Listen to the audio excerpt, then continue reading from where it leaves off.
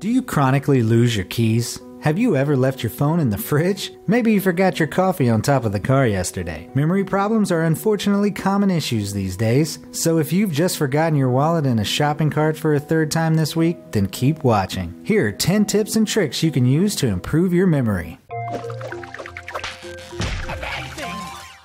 Number 10. Spaced repetition. If I showed you a list of 10 words and asked you to repeat them 10 minutes later, how many do you think you'd still remember? Probably a couple, right? But the chances of you remembering all 10 words is slim. The reason for this is called the forgetting curve.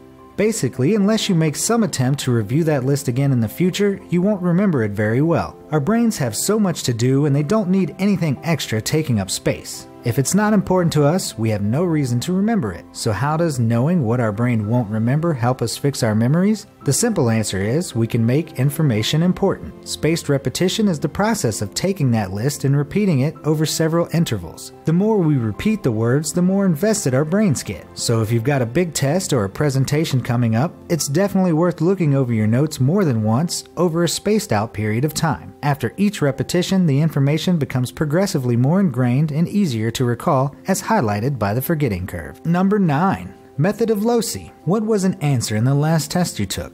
Can you remember? Probably not, and that has to do with what part of your brain you used. The difference lies with our verbal and visual memories. Here's an example of our verbal memory. I'm going to say 10 words, and when I'm done, I want you to pause the video and see how many you can remember. Ready? Book. Telescope. Dog. Theater. Packet. Truck. Sunset. Doll. Mouse. Grapefruit. Now pause and write down all the words you could remember. How many did you get? Typically, an average person can recall 5 to 7 words. Quite frankly, our verbal memory is terrible compared to visual and spatial recollection. Visual memorization techniques have been used since ancient times to help us memorize long, complicated pieces of information, most notably called the method of Loci. One visual memory trick involves creating a memory palace that's based on a real or imagined place, and each word is assigned a location and image within the palace. Let's try it out. Dragon. Once upon a time, there was an electric purple dragon snoozing on the edge of a cliff. Cat. Nestled between the spikes of the dragon's shoulder blades sat a small, orange cat. Apple. The cat was hungry, so he climbed high up an ancient gnarled tree and reached for a single red apple. Seltzer. Suddenly, the apple fell and rolled over the cliff, plummeting over the edge, only to land on a giant bottle of seltzer. Strawberry. The seltzer exploded, spraying sweet, bubbly water that tasted like strawberries. Puddle. The strawberry water foamed up over the edge, collecting on the ground into a muddy puddle. Hill. The puddle grew and grew until it settled at the bottom of the hill. Rain. It started pouring down with rain and the hill became very slippery and wet. Log. In fact, the rain had dribbled over the top half of a polka dot log. Frog. Sitting on the log was a Stars and Stripes frog. Now pause and again write down all the words you could remember. Did you get them all? When things are put into a visual and spatial context, like we just did, you should be able to remember 10 to 15 words and usually in order. That'll come in handy the next time you have to take a test. Number 8. Don't multitask. Pretty much everyone is guilty of multitasking. Between decked out cars and cell phones to the dreaded cat videos of YouTube, we're hardly ever doing just one thing at a time. We have to be watching TV while we stare at our phones, or we're studying with Facebook open. According to science, this is ruining our memories. We've all seen those ads on TV, don't text and drive. Well, the same applies when you study. Admit it, you're here avoiding studying right now, aren't you? Let me tell you about the interference theory. Basically, this is the theory that adding a new stimuli before the brain is finished processing the last one prevents long-term recollection. Think about it. How many times did you reread that sentence in your textbook? Don't worry though, there is a solution. Turn off the TV. Put your phone on silent and leave it across the room. Stay away from highly addictive social media. Chances are you'll find that if you focus on one thing at a time, you'll not only remember things better, but complete the task faster. Number 7.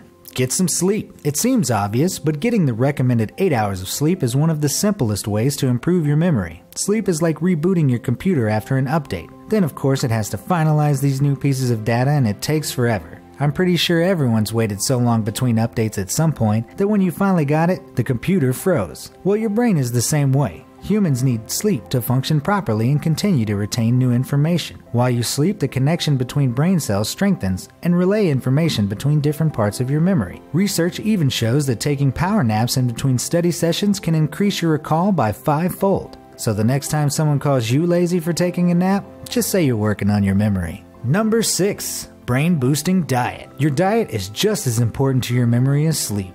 In today's world of high-sugar lifestyles, it's no wonder a chunk of the population walks around like zombies. First and foremost, your brain needs fat to function properly. That doesn't mean go out and shovel in a deep-fried donut and expect to be a genius. You're looking for good fats, healthy fats. Omega-3s grease up the wheels and give your mind the fuel it needs to turn all day long. Green leafy vegetables like kale and cabbage can have a similar effect. Then you have nuts. Walnuts specifically are known for their cognitive boosting properties, but perhaps the most surprising item on the list is coffee. Drinking a quick cup before a study session could give your brain that little extra boost it needs. Cool, now I don't have to feel weird about my 6 cups a day. Thanks, science. Number 5. Tape recorder. Everyone processes new information just a little bit differently. Some people are visual learners. Some of us are tactile and learn best by diving into things with both hands. Verbal learners, this one's for you. As it turns out, reading notes you've taken out loud into some sort of tape recorder or your phone is a great way to help your brain remember that information. Not only are you going over it for at least a second time,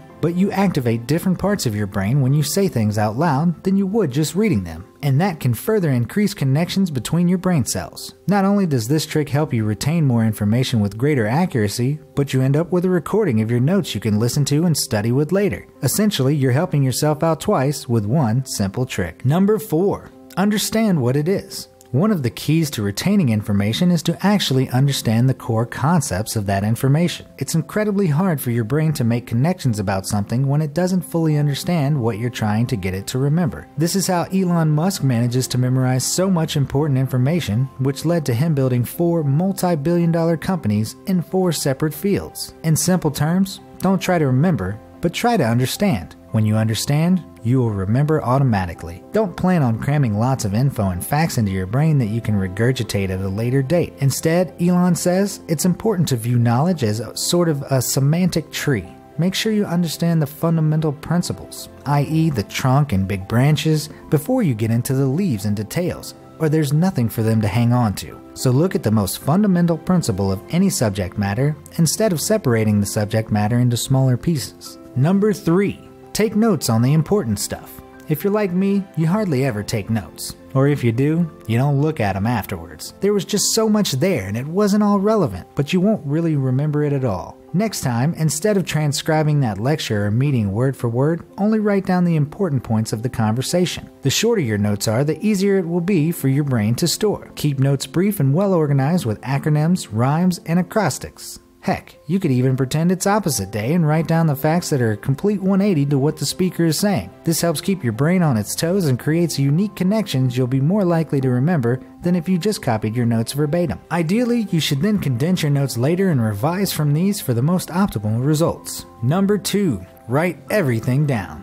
As riveting as the story of your teacher's surgery 10 years ago might be, I don't mean copy every little thing they said in class. I'm talking about ditching the laptop and taking your notes by hand. This trick takes advantage of tactile memory. Humans were built to be up and running all hours of the day. Our brains don't like to sit idle. Writing out notes by hand helps keep your brain going and allows easier pathways for information to get to your long-term memory. In fact, studies show that despite the fact that laptop users took more extensive notes than handwriters, those who took down the information by hand still far outscored their electronic using peers. Number 1. Yoga. We all know someone who starts their day on the beach and eats healthy and can't seem to stop talking about how great they feel. Seriously, we know already. You can stop trying to tell us. Well, unfortunately, that person is right. A new study has proven that yoga not only improves your body, but it helps to center and sharpen your mind. 25 adults over the age of 55 who were suffering from mild cognitive impairment were either assigned to do yoga or work on other memory improvement games. Both groups saw measurable improvement in their verbal memory, or the kind of memory you use to keep track of people's names or say a list of words. Humans are great at finding their way to places.